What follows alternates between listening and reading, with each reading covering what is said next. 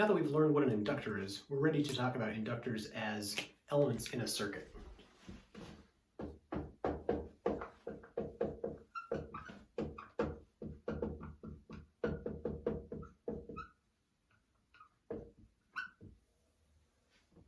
So, to understand inductors, let's just recap the other electrically interesting components we have. So we have resistors.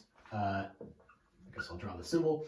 And a resistor, if we wanted to put its activity into words, we'd say it needs a potential between the two ends. It needs a delta V to flow a current. So if there's a current, there is a delta V, and vice versa. That is Ohm's law, right? Delta V is equal to I times R. And this is true at any moment.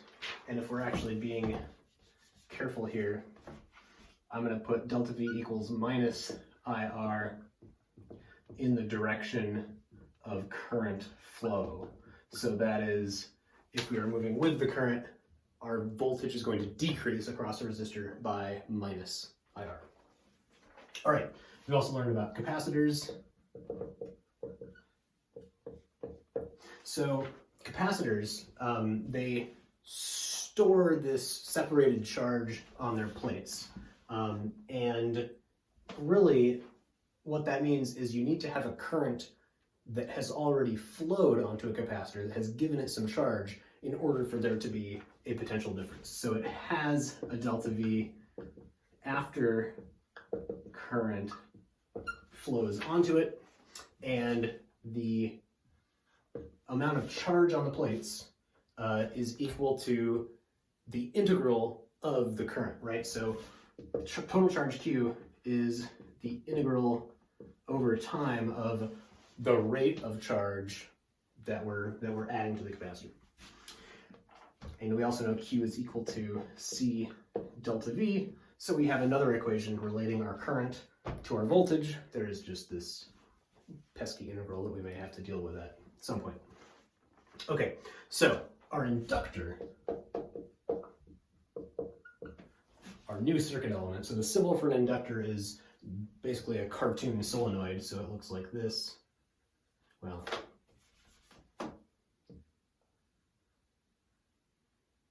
sometimes it's drawn like this. Sometimes it's drawn a little, a little sloppier like that. But that's the symbol for an inductor. And as we saw in the last video, our inductor needs a potential across it to change its current.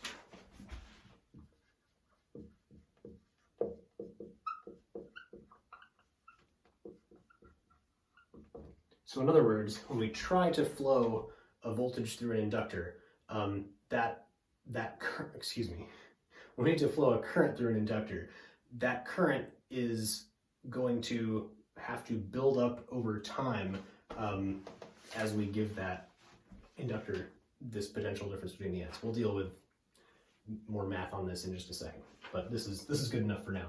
The equation we learned last time that governs this is that delta V determines the rate of change of the current. So delta V is equal to minus L di dt. Again, this is in the direction of current flow. That's why we have this minus sign. So yeah, the change in voltage determines the rate of change of the current and vice versa. Yeah, all right. So let's do a little very, very simple example of an inductor circuit. So let's say we have a battery, some kind of voltage source, and this is connected to our ideal inductor with inductance L. This has some EMF that we'll call E battery. And I guess maybe there should be a switch here so we can connect these two together at some moment in time. So if we draw a graph of what's happening here, if we draw a graph of current versus time, and we close the switch at time t equals 0, our equation, our delta V equals minus L di dt equation says, well, as soon as you close the switch, you've connected both ends of the battery to your inductor, which means you're going to increase your if this is a constant value, you're going to increase your current linearly with time at a rate depending on what the inductance is. So our graph is going to look something like this, straight line up, with a slope that depends on, on the value of the voltage and on the inductance. Okay, but something about this graph should bother you a little bit, and that is that our current cannot increase indefinitely. At some point we have to reach some maximum current limit for this circuit. It's absurd to think that you could have like, a billion amps flowing through some little DC circuit that you make. So in reality, this behavior is stopped by the fact that there is always going to be some resistance in this circuit. So that could be our battery might have some series resistance hidden inside of it, like we talked about, internal resistance of batteries. That could be a possibility. Or alternately, an inductor is just a coil of wire, and if that wire is not superconducting, if that wire is just normal wire, there is some resistance associated with the inductor too. And if you have, good inductors, this resistance can be low, but it's still there. So there is kind of this hidden resistance, built into your inductor. This is very common. And so we're going to analyze this circuit in a little more detail in just a second, but basically that resistor is going to put a limit on how high this current can go. So maybe we are going to end up with something like that, asymptotic to some maximum value.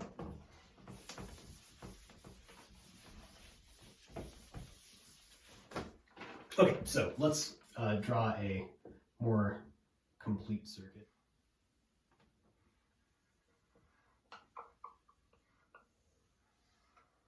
All right, so here's our circuit. We have a resistor in series with our inductor, and we can use Kirchhoff's laws for this. We see that this battery voltage, this battery EMF, when the switch is closed, has to be equal to the resistor voltage plus the inductor voltage. So when we first turn on the circuit, we'll just we're not going to go through the math. We're not going to go through the math at first.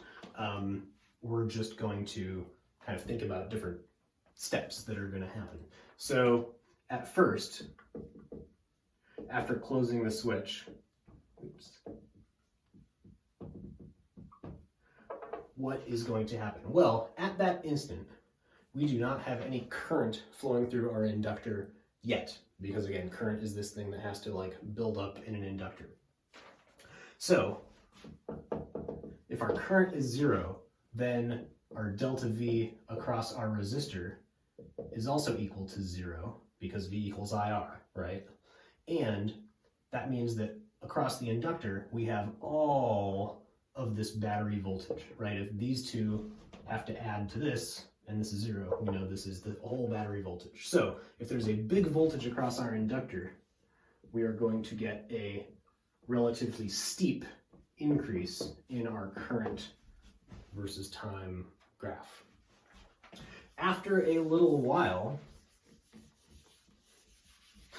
we will call this later, when I is greater than 0, then we are getting a voltage drop across our resistor, right? So delta V greater than 0 here. Maybe if this is 6 volts, maybe we're talking about when this is 1 volt or 2 volts or something like that. And when we're at that point, then that only leaves 4 or 5 volts across the inductor, which means its current is not going to change as much with time, and we're going to see a decrease in this slope. This is going to continue until at some point our current will increase enough that we will have, this is asymptotic, so maybe it takes an infinite amount of time to reach this point, but what it is asymptotic towards is the point when the resistor has a voltage drop equal to the battery voltage, which of course by Kirchhoff's voltage law leaves 0 volts for the inductor, and for the inductor again, if delta V is 0, that doesn't mean I is 0, that just means I is constant. So that means that this is going to, end up at some asymptotic value. What is this value? Well, at this point, there is no voltage drop across the inductor, so we can just look at our circuit and say, oh, well, it's a battery and the resistor, and this is the resistor voltage, so we get the current through the resistor just the same as if there was no inductor in the circuit. It's just the same as, that voltage, that resistor. So this value here is our battery voltage over the resistance. That's our maximum current. All right, so we could do a little differential equation to derive what I'm about to write, but you can, well, you can do that for yourself, or you can look it up in the book. So I'll just give you the answer. So if we are turning this circuit on, and these are called LR circuits because they have inductors and resistors, just like our RC circuits had resistors and capacitors.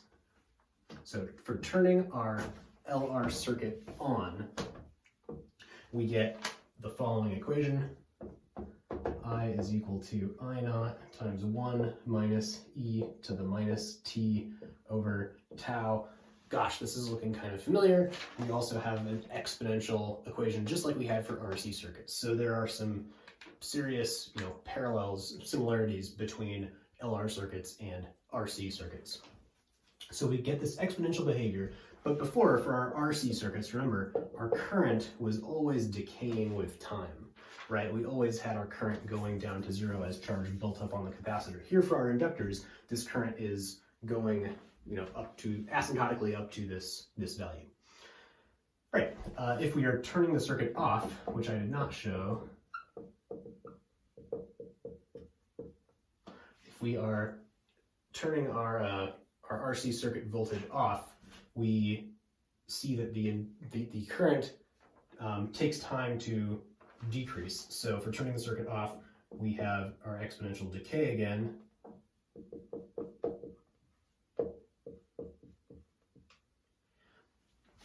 And for both of these, they have the same time constant tau, but of course there is no capacitor in this equation, so we have a different time constant for our LR circuits than we do for our RC circuits, but the idea is exactly the same. The role in these equations is exactly the same, just the value of tau is going to be something different. So our tau value is going to be equal to L over R. Maybe we should call that tau LR circuit or something like that.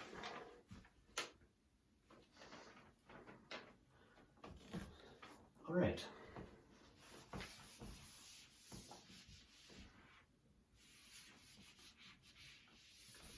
Two more things about LR circuits. The first is, well, this is about inductors in general. So another fact about inductors, inductors store energy. Just like capacitors. Capacitors also store energy, as we saw. And the energy stored in an inductor also is going to look almost a little familiar. It is 1/2 Li squared. So this energy is stored in the magnetic field of this solenoid coil. The magnetic field itself contains energy, or is a form of energy, and that is physically where this is in the inductor. Compare that to our capacitor energy, which is equal to 1/2 CV squared. So this is, very similar looking to our inductor energy.